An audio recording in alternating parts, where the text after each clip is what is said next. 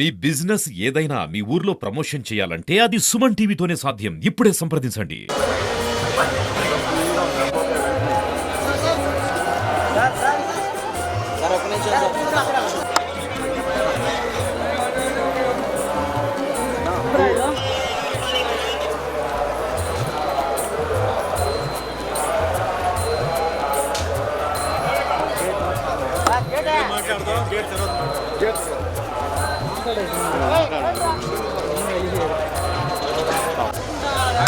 Sir వచ్చాను ముఖ్యం నువ్వు కూడా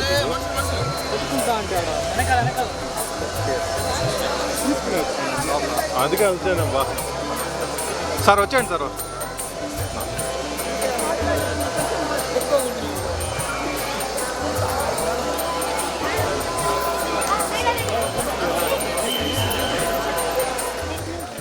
అందరికీ నమస్కారం అండి.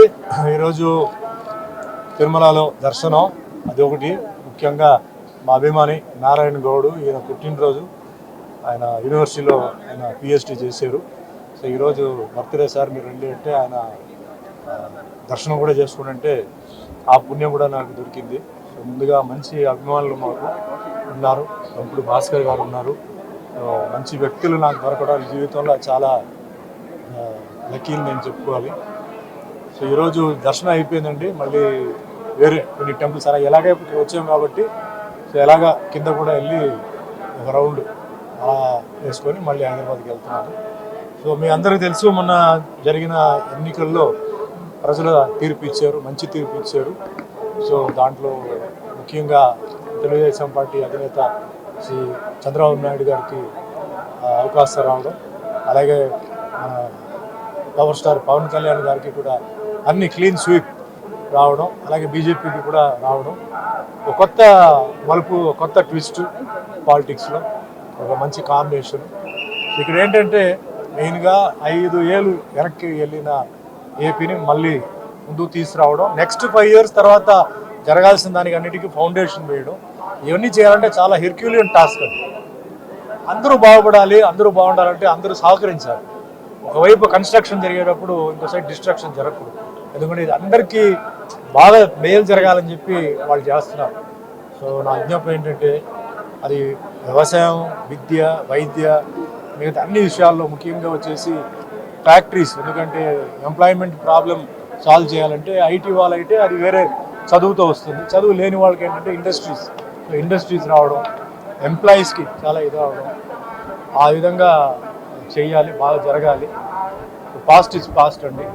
సో ముఖ్యంగా అమరావతి అన్నది ఒక క్యాపిటల్ అమెరికా లాగా రావాలంటే మనందరూ సహకరించాలి. ఎందుకంటే హైదరాబాదు ముఖ్యంగా గచ్చిబౌలి కానీ అలాంటి ఏరియా ఈరోజు నైట్ వస్తే చాలామంది మేము హైదరాబాద్లో ఉన్నామా ఎక్కడో న్యూయార్క్లో ఉన్నామా అంటున్నారు. అంత అందంగా తయారైపోయింది. ఆ తయారయ్యడానికి మ్యాప్ ఆర్కిటెక్చర్ ఎవరంటే చంద్రబాబు నాయుడు గారు. ఆయన చేసిన ఎయిర్పోర్ట్ ఆ మ్యాప్ అంతా వేశారు. సరే టైం ఆయనకి సరిగా కలిసి రాలేదు, తర్వాత అందరూ చేశారు. బట్ ఫస్ట్ పునాది ఫౌండేషన్ వేసింది ఆయన. సో అలాగే ఇక్కడ ఏంటంటే చాలా స్పీడ్గా వర్క్ జరగాలి, అందరూ సహకరించాలి. మాకేంటి మాకెందుకు అలా కాకుండా ఇది మీ రాష్ట్రం, అందరూ సహకరించి అందరికీ అసలు యూత్ కానీ సీనియర్ సిటిజన్స్ కానీ వాళ్ళందరికీ మేలు జరగాలి. అండ్ ఎప్పుడు నా ఒక చిన్న ఏంటంటే ఫస్ట్ అమరావతి అన్నది ఒక కాస్మోపాలిటన్ సిటీ కావాలి. అంటే కాస్మోపాలిటన్ అంటే ఈరోజు హైదరాబాద్లో తమిళనాడు, కేరళ, కర్ణాటక అన్ని ఊళ్ళ నుంచి వస్తున్నారు, నార్త్ నుంచి ఉన్నారు. అలాగే వస్తే చాలా స్పీడ్గా ఏంటంటే ఈ డెవలప్మెంట్ జరుగుతుంది. ఇది ఒకటి.